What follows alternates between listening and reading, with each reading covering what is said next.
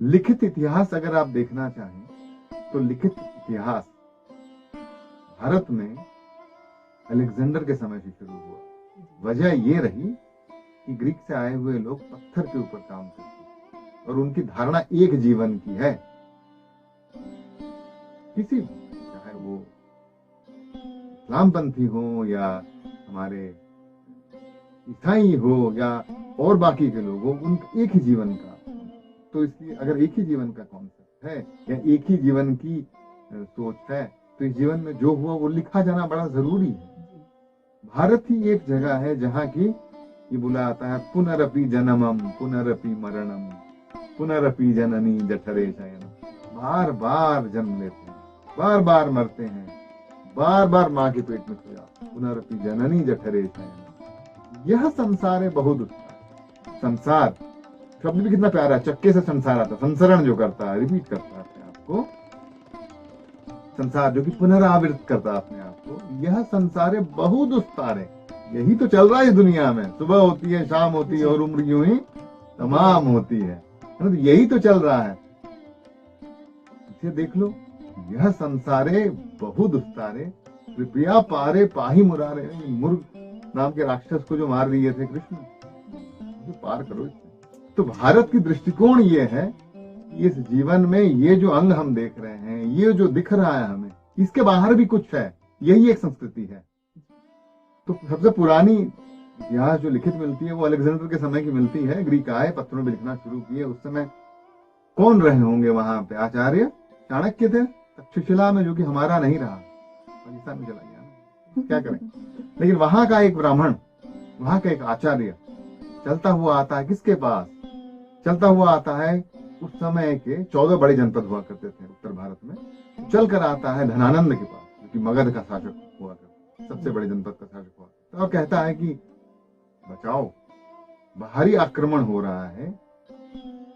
आक्रमण अगर हुआ तो आक्रांता पहला काम ये करते हैं कि उस संस्कृति की उपलब्धि को खत्म कर देते हैं, मिटा देते हैं, उसे अपना थोपते हैं। और बड़ा मुश्किल ये एक ऐसी संस्कृति हुई है, भारत एक ऐसी संस्कृति हुई है जहां की बुनियादी जरूरतों के ऊपर हम उठ पाए हैं। ब्रह्म विद्या भ्रमंती जत तत भारत, यानी कि रोटी कपड़ा मकान से हमने ऊपर उठा और हमने ये देखने की कोशिश की कि वही जो आप में, हम में, हर चीज में व्याप्त होता है, क्या हम उसका एहसास कर सकें। अगर हम उसे देखने लगेंगे तो आपको मुझसे मुझसे मुझसे अलग तो नहीं देखेंगे। ये विकास और कहीं नहीं हुआ। तो इस संस्कृति को बचाएं बड़ा बारीक है।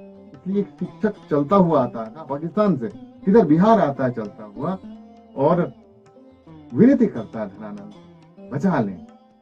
अगर एक ऐसा व्यक्ति आ जाता है, अगर एक यवन आ जाता है, अगर एक बाहर का व्यक्ति आ जाता है अंदर, तो हमारी संस्कृति जो कि एक विकास के शिखर को छू रही है, जहां की हम इस अंगों के बाहर की दिव्यता को देखने में सक्षम हैं। न विद्या विनय संपन्न ब्राह्मण गभिहस्तिनी सुनी सुपाक वच पंडित समदर्शिना। जो विद्यावान होता है, विनय से संपन्न होता है, वो ब्राह्मण, गाय, हस्तिनी, सुनी यानी कि एक कुत्ते में, और एक सुपाक जो कि मुर्दा को जलाता है, समदर्शन एकता देख लेता है। ये क्या देखने की? वो दिव्यता देख लेता है, एक है जो कि सब कुछ बांध रहा है। ऐसी एक संस्कृति का नाश कर जाएगा। बचा लो, धनानंद मदिरा में मस्त था दिन के समय। सूर्य की अपमान है। बिहार में तीनों ढंग के सूर्य को पूजा किया था, बड़ा अपमान है वो अपने। तो धनानंद बोला कहाँ तुम हिमालय के पास, कहाँ मैं यहाँ, मुझे क्यों फंसा रहे हो, मेरे सीमाओं में तो नहीं। तो आचार्य चाणक्य बोलते हैं कि हिमालय से लेकर हिंदू सागर तक, हिमालय ही हिंदू की, जो ये हिंदू कुछ है, हिंदुस्तान है, जहां की ब्रह्म विद्या भ्रमती है, वो पूरा भारत एक, और इसे बचाएं। फेंका गया, और आचार्य चाणक्य ने क्या किया? सभा से बाहर फेंका उन्होंने, चुटिया पकड़ के उसकी। तो आचार्य चाणक्य ने चुटिया खोल दी थी। तो बोला था कि जब तक भारत को एक सूत्र में ना बांधो तब तक अपनी चुटिया नहीं बांधूंगा। वापिस गए, क्या किया?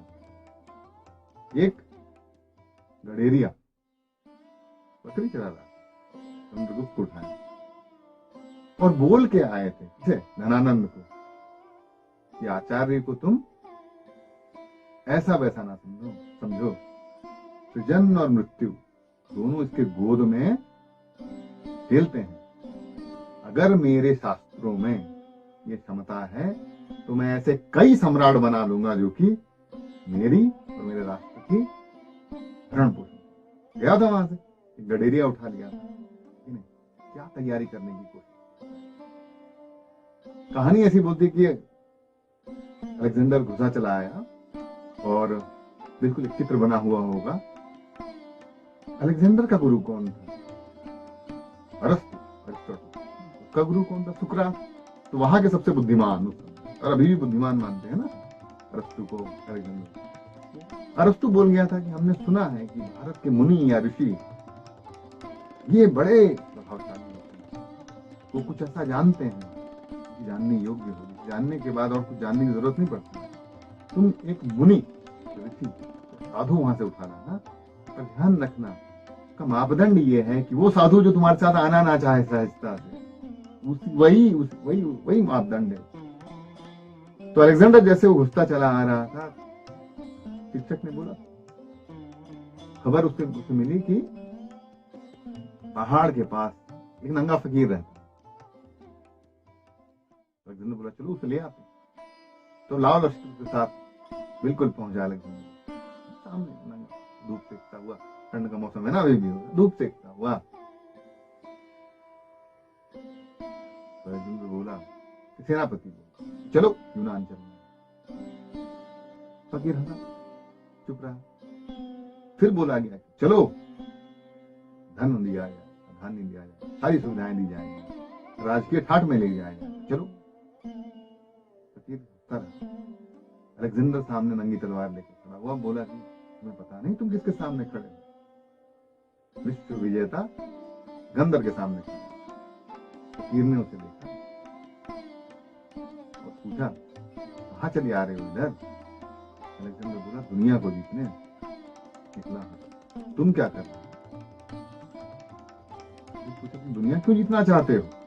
अलेक्जेंडर बोला, ताकि मैं अपना विस्तार कर सकूं, फिर बड़ा कर सकूं, यही तो। अलेक्जेंडर पूछा, तुम क्या कर रहे हो यहाँ? फिर बोला कि मैं ना इस पूरे विश्व, इस पूरे समष्टि के साथ एक होना चाहता हूं और अपने को नाकुच कर लेना चाहता हूं। I want to feel the emptiness of this entire universe and become one with it. यानी कि खाली होकर वो अपने आप को बड़ा करना चाहता है, जबकि अलेक्जेंडर सब कुछ जीत कर खुद को बड़ा करना चाहता है। आगे की कहानी हमें पता है, जहां की आचार्य चाणक्य ने चंद्रगुप्त को इतना तैयार किया कि अलेक्जेंडर हारा थका पिटा वापिस जाना शुरू किया और इतना कमजोर हो गया था कि रेगिस्तान पार करते करते तो ये समझ आ गया कि कमजोर पड़ गया है। मां के चक्कर में निकला था, सबसे अच्छे वैद्य लिया चलता। पूछा वैद्यों को और घुड़सवारों को कितना वक्त लगेगा? घुड़सवारों ने बोला कि 2 दिन। अलेक्जेंडर बोला पूरी ताकत लगा, कितना वक्त लगेगा? घुड़सवारों ने बोला 1 दिन, सबसे मजबूत घोड़े का लगा देंगे तो आपको पहुंचा देंगे। वैद्यों की तरफ देखा, बोला कि 1 दिन का समय दोगे? ना सुना। वैद्य चुप रहे। अलेक्जेंडर बोला अपनी आधी संपत्ति दे दूंगा। वैद्य चुप रहे। अलेक्जेंडर बोला अपनी पूरी संपत्ति। वैद्य चुप रहे।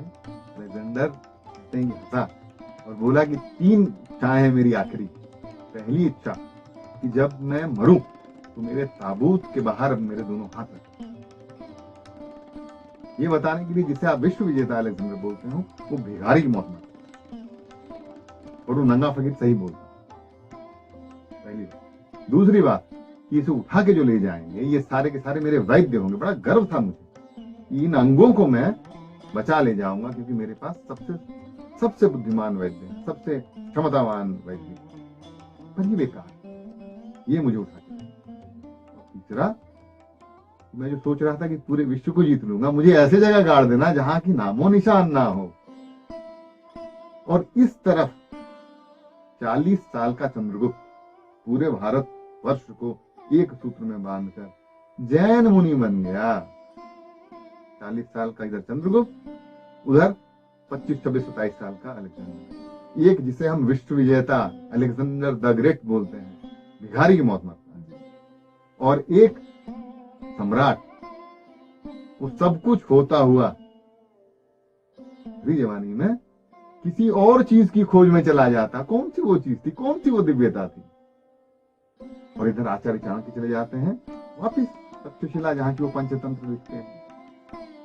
तो भारत की ये दृष्टिकोण तो रही होगी जहां की एक फकीर और एक सम्राट दोनों उसी चीज की खोज में चले जाते हैं जो कि दिव्य है। ये हमारी दृष्टिकोण है। तो इसी ढांचे में अगर समझा जाए तो शायद हम दिव्यता। आपने दो विचारधाराओं की बात कही, एक बिल्कुल खाली और एक बिल्कुल भरा हुआ।